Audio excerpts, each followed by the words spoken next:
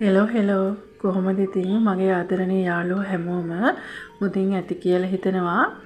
ඉතින් අදත් මම පොන්චි වීඩියෝ එකක් අරගෙන ආවා. ඉතින් අද මේ ආවේ කේක් එකක් හදන්න කියලා තමයි මේ ඉස්සරම හදන්නේ. ඉතින් මම අද මේ රටේන්ද කේක් එකක් හදන්න කියලා තමයි ලෑස්ති වෙන්නේ. ඉතින් ඇත්තට මේක හදන්න පටන් ගන්නකොටම මම හිතුවේ නේ අද වීඩියෝ එකක් කරන්න ඕනේ කියලා. ඉතින් අවශ්‍ය කලමනාකි ටික එහෙම මේසෙට ලෑස්ති කරලා තියාගත්තයින් පස්සේ මට හිතෙනවා වීඩියෝ එකක් කරොත් හොඳයි කියලා. ඊට පස්සේ තමයි මම වීඩියෝ එකක් කරන්න පටන් ගත්තේ. ඉතින් මම මේ රටේන්දි කේක් එකක් හදන්නේ. ඉතින් වෙනදනම් මම කිචන් එකේ තියාගෙන මේ දේවල් හරි ගස්සන්නේ.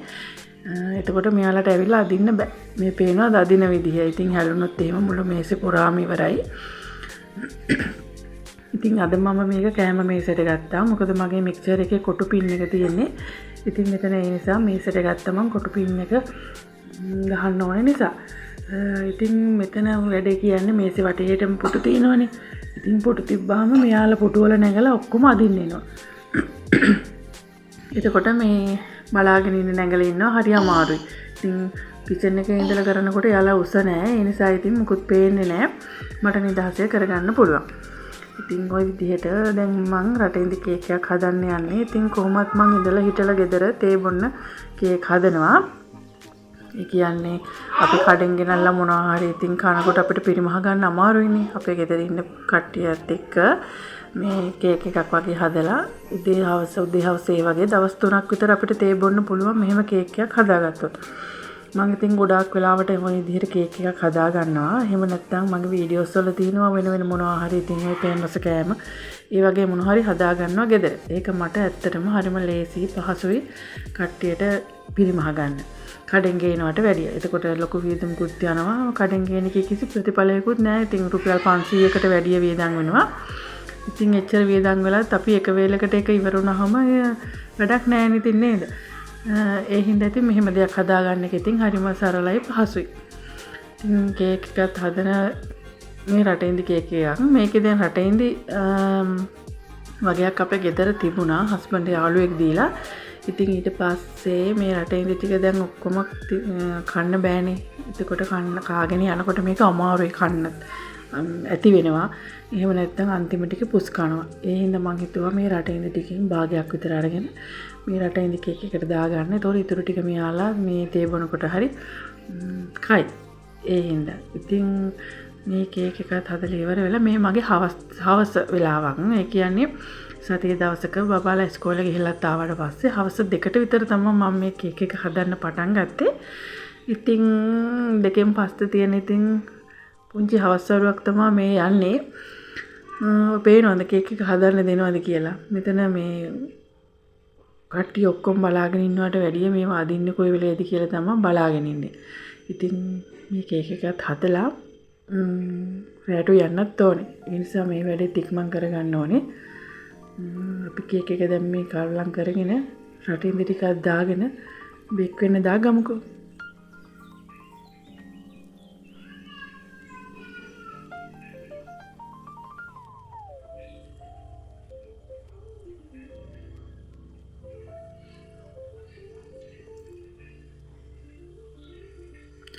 තවත් දෙයක් තියෙනවා. මගේ මේ වොයිස් දෙනකොට වීඩියෝ එකේ සද්ද එහෙම ඇහෙනවා ඇති. අනේ ඇත්තටම මේකට සමා වෙන්න. මොකද ඉතින් අපේ ගෙදර පොඩි අය ගොඩයිනේ.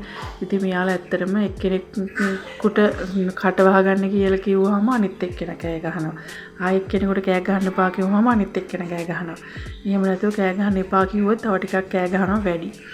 ඒ මොනවා නැතත් මෙයාලට එපා කිව්වොත් මේ අනිත් එක්කෙනාට ගහලා හරි දුවනවා. එතකොට ඉතින් හයියෙන් අඬනවා. ඉතින් ඔය වගේ ඉතින් පොඩි අකරතැබ්බවලුත් වෙනවා ඉතින් මේ වොයිස් දෙනකොට. ඉතින් ඒවත් ඔයාලට වීඩියෝ එක බලනකොට සද්ද ඇහෙනවා ඇති. අනේ ඉතින් සමා වෙන්න ඒවට. මට ඉතින් ඇත්තටම සද්ද බද්ද නැතුව වීඩියෝ එකක් දාන්න යනවා නම් ඉතින් ඇත්තටම වීඩියෝ එකක් දාන්න වෙන්නෙම නැහැ. ඉතින් සද්දයන් නැති දවසක් නැහැ ඉතින් ගෙදර. ඒ හින්දා දැන් නම් ඉතින් රටේන්දි ටික දැම්මා. දාලා ඉතින් දැන් හොඳට කවලම් කරා. මේ වෙලාවෙත් ඉතින් මේ හරිම සුවඳයි ඉතින් කේක් එක රටේන්දි එහෙම දාලානේ. මම රටේන්දි එක මේ පැය 4ක් විතර පෙඟෙන්න තියලා තමයි ගත්තේ. මේ ආප්ප සෝඩා දාලා මේ උණු වතුර ටිකකින් පෙඟෙන්න තිබ්බා. එහෙම තමයි ගත්තේ. දැන් මේ තැටියට දාලා මේක හොඳට මේ උඩ ලස්සනට හදාගෙන මට්ටම් කරගෙන මේක ටැප් කරගෙන හරි ගස්සගෙන මේක දැන් අවන් එකට දාගන්න ඕනේ. මම මෙතන පිටි 250ක් විතර වගේ තමයි ගත්තේ. බොහෝ දුරට මේක කිලෝ එකකට කිට්ටු වෙන්න වගේ තියෙයි කේක් එක.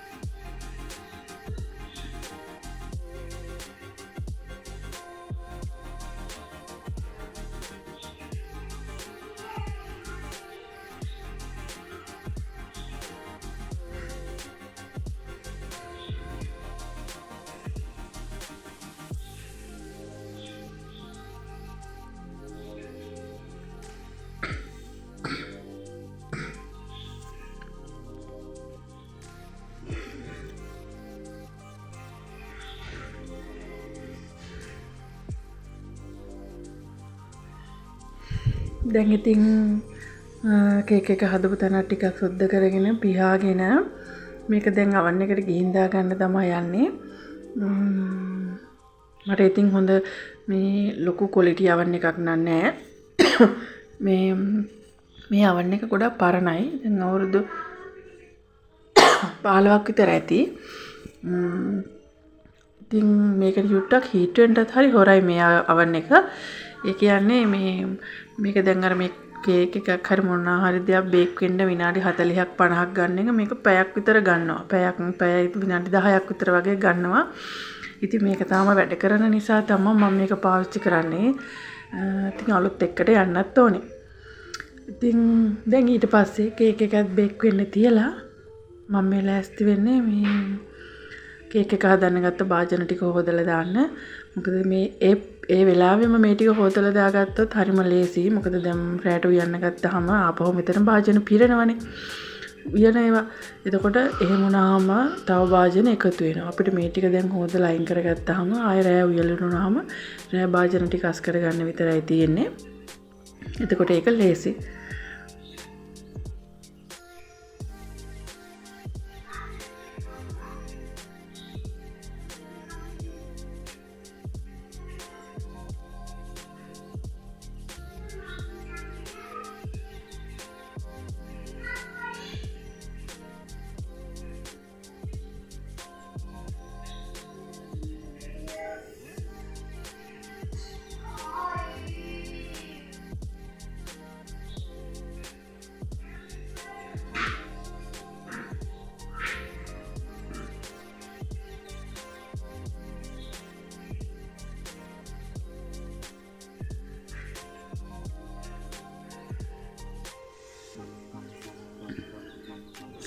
දැන් නම් කේක් එක මේ ගානට හැදීගෙන ඇවිල්ලා තියෙන්නේ. බලන්නකෝ දැන් හොඳට පිපිලා ලස්සනට තියෙනවා. මේ වෙලාවේ නම් මුළු ගේ පුරාම සුවඳයි. ඇත්තටම මාරම සුවඳයි. අර සාමාන්‍ය කේක් එකකට වැඩිය රටින්දි කේක් එක නිකන් සුවඳ වැඩි කියලා මට හිතෙනවා. හරිම සුවඳයි.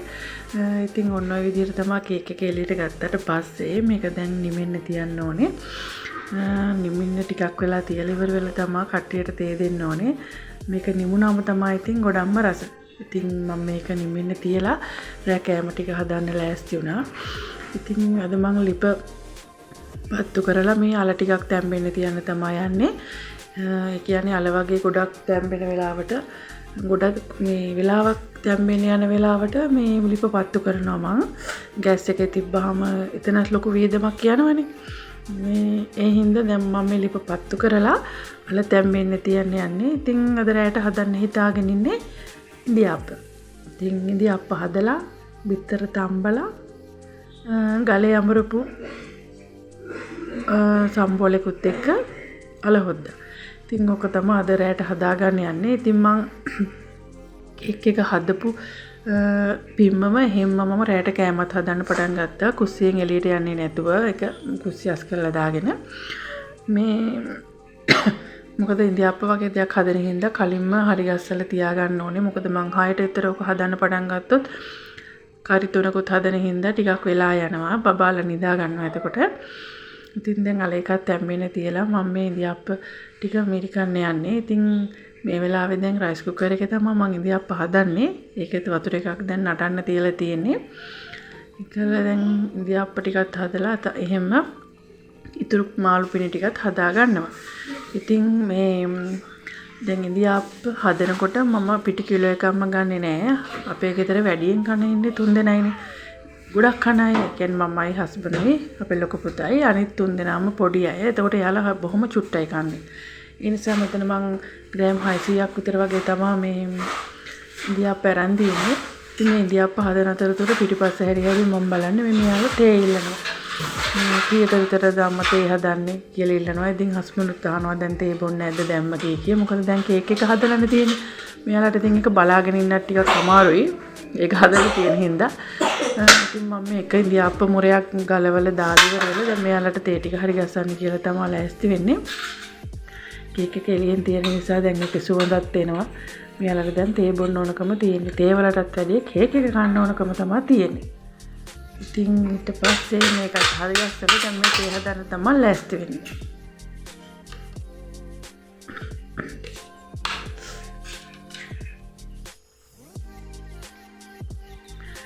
ඒකත් හදලා ඉවර වෙලා මෙන්න මෙයාලට මම මේ කෑමේසට ගෙනල්ලා තේ බොන්න දුන්නා. ඉතින් මේ වෙලාවේ බබාලටයි හස්බන්ඩ්යි තේ හදලා දුන්නා. ඉතින් කට්ටියම කෑමේසේ වටේට වෙලා ඉතින් එක සුකුරුත්තන් වැඩ කර කර ඉන්නවා. කොළ කපනවා, අලවනවා. ඒ වගේ ඉතින් යට ඒ අතරතුරට ඉතින් මේ තේකුත් හදලා දුන්නා කේක් එක කන්න කියලා. මේ අතර මේ මාත් තේ ටිකක් බොන්න තමයි මේ ලෑස්ති වෙන්නේ. මේ මොකද මේ දැන් ඉඳිආප්පෙකුත් තැම්බෙන්න තියලා තියෙන හින්දා ඉතින් මෙන්න මේ විදිහට තමයි මම ගෑ හදාගත්තු කෑම එක. අමුපොල් සම්බෝලේ විතරයි ඉඳිආප්පයි අල කිරි හොද්දකුයි. ඉතින් මේක තමයි අපේ රෑ කෑම එක. ඉතින් රෑ කෑම එකක් කලින් හදලා තියලා අපි නාන්න යන්න කියලා තමයි ලෑස්ති වුණේ. ඉතින් ගෙදර වතුර නැති නිසා නෙවෙයි, ගෙදර වතුර තියෙනවා. තිබ්බත් පොඩි වෙනසකටත් එක්ක මට හිතුණා මේ අපි මේ ළඟ තියෙන මේ ඇලකට නාන්න යන්න කියලා. ඉතින් මම මේ වීඩියෝ එක මම දෙපාරක් විතර දැන් අප්ලෝඩ් කරා. නමුත් ඒක මේ කැන්සල් කරනවා YouTube එකේ. මොකද බබාලා නානවා පෙන්නන නිසා බබාලාගේ උඩ ඇඳුම් ටික නැතුව නාන හින්දා. ඊට පස්සේ ඉතින් මට ඒ දේවල් ඉතින් වීඩියෝ එකට දාන්න බැරි වුණා. ওই ටික තමයි ඉතින් ගන්න පුළුවන් උනේ. නාලත් ඉවර වෙලා. ඔය ඉතින් දැන් අපි මේ ගෙදර එන්න තමයි ලෑස්ති වෙන්නේ. මේ පරිසරය හරිම ලස්සනයි. මෙතන බලන්නකො කොළ පාට. මේ අර සෙම්බුවත්ත හුන්නස්ගිරියට යන පාර මේ. ඉතින් මේ තියෙන කොළ පාට ඒ අදාළ ස්ථානයට යනකම්ම ඒ කොළ පාට ඒ විදිහටම තියෙනවා. හරිම ලස්සනයි. ඉතින් ඔයාලත් මේ පැත්තක આવොත් මේ සුන්දරත්වය බලාගෙන යන්න. හරිම ලස්සනයි. තේවත්තු දෙම තියෙන්නේ. ඉතින් මගේ වීඩියෝ එක බලපු ඔයාලට ගොඩාක් ස්තුතියි. ආයෙත් දවසක අලුත් වීඩියෝ එකක් අරගෙන එන්නම්. බුදු සරණයි හැමෝටම.